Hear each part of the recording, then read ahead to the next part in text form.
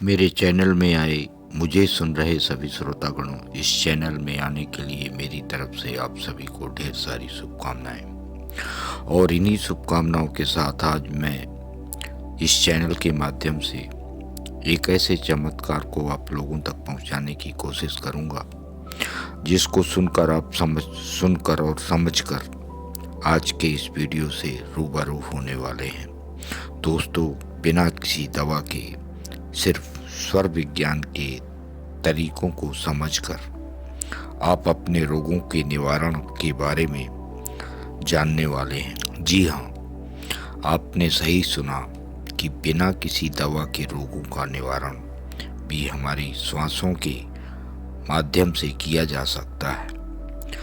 दोस्तों, पिछली कुछ वीडियोस में मैंने आपको यह जानकारी आप लोगों तक पहुंचाई है कि श्वासों के आवागमन को हम प्राणवायु के नाम से जानते हैं। दोस्तों, जैसा कि आप जानते हैं कि हमारे शरीर में जब तक इन श्वासों का आवागमन सुचारू रूप से चल रहा है तभी तक हम जीवित हैं, अन्यथा हमारा शरीर किसी काम का नहीं है। दोस्तों, तभी हम इन श्वासों के आवागमन को प्राणवायु के नाम से जानते हैं। और जब हमारे शरीर में प्राण निकल जाते हैं, या दूसरे शब्दों में जब हमारी श्वासों का आवागमन समाप्त हो जाता है या रुक जाता है, उस समय हमारा स्थूल शरीर किसी काम का नहीं रह जाता,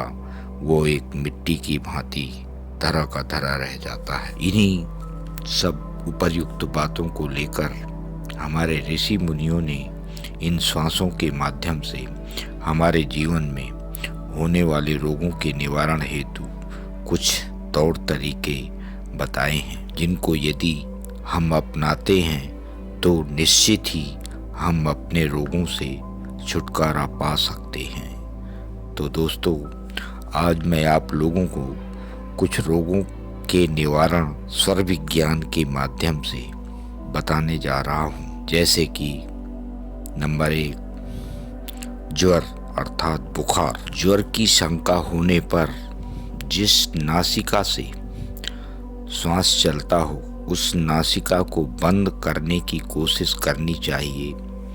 जब तक ज्वर ना उतरे, शरीर स्वस्थ ना हो जाए, तब तक उस नासिका को बंद ही रखना चाहिए। ऐसा करने से 10-15 दिनों में उतरने वाला ज्वर 5 या 7 दिनों में ही उतर जाएगा। ज्वर काल में मन ही मन चांदी का सामान या श्वेत वर्ण का ध्यान करने से और भी शीघ्र लाभ होता है। नंबर 2, सिर दर्द। सिर दर्द होने पर हाथों की कोहनी को किसी कॉटन के कपड़े को लेकर एक पतली पट्टी नुमा काटकर खूब कसकर बांध दें। इससे 5-7 मिनट में ही सिर दर्द चला जाएगा। तत्पश्चात उस पट्टी को छोड़ दें। एक दूसरे प्रकार का सर दर्द, जिसको अधकपाली के नाम से जानते हैं, जो कपाल के मध्य से दाईं या बाईं ओर पीड़ा के रूप में उठता है। प्रायः यह पीड़ा सूर्योदय के समय आरंभ होती है और दिन चढ़ने के साथ साथ ये बढ़ती जाती है। दोपहर के बाद घटनी शुरू होती है और शाम तक प्रायः समाप्त हो जाती है। इस रोग का आक्रमण होने पर जिस तरफ के कपाल में दर्द हो, उसी तरफ की कोहनी को कॉटन की पट्टी से कसकर बांध देना चाहिए। थोड़ी ही देर में दर्द शांत हो जाएगा। दूसरे दिन यदि फिर से दर्द शुरू हो तो उसी समय जिस नाक से श्वास चल रही हो उसको बंद कर लेना चाहिए।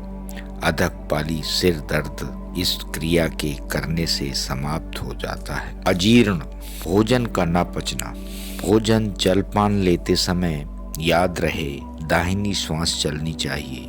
प्रतिदिन इस नियम से आहार करने पर खाना बड़ी आसानी से पच जाता है और अजीर्ण का रोग नहीं होता। जो लोग इस रोग से कष्ट पा रहे हैं वे भी यदि इस नियम के अनुसार यदि भोजन करें तो खाया हुआ भोजन पच जाएगा और वे निरोग हो जाएंगे।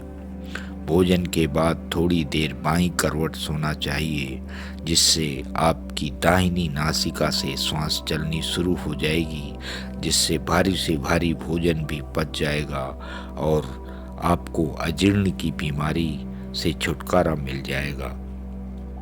श्वास रोककर नाभि को खींचकर नाभि की ग्रंथि को 100 बार मेरुदंड से मिलाने से आमादि उदरा में जनित सब तरह की पीड़ाएं दूर हो जाती हैं और जठराग्नि तथा पाचन शक्ति बढ़ जाती है। स्नायुविक वेदना, छाती, पीठ या बगल में चाहे जिस स्थान पर स्नायुविक वेदना या अन्य किसी भी प्रकार की वेदना महसूस हो, वेदना मालूम होते ही जिस नासिका से श्वास चलता हो उसे बंद कर देना चाहिए।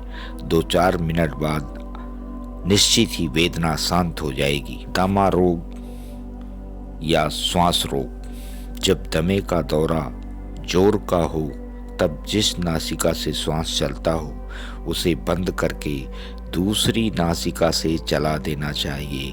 10-15 मिनट में जोर कम हो जाएगा। प्रतिदिन इस प्रकार करने से महीने भर में पीड़ा शांत हो जाएगी। दिन में जितने ही अधिक समय तक ये क्रिया की जाएगी उतना ही शीघ्र यह रोग दूर हो जाएगा। ज़्यादा से ज़्यादा रोगी को सूर्य स्वर में रहना चाहिए। और अब अंत में मेरे इस चैनल को जन कल्याण हेतु ज़्यादा से ज़्यादा लाइक, सब्सक्राइब और शेयर अवश्य करें। धन्यवाद।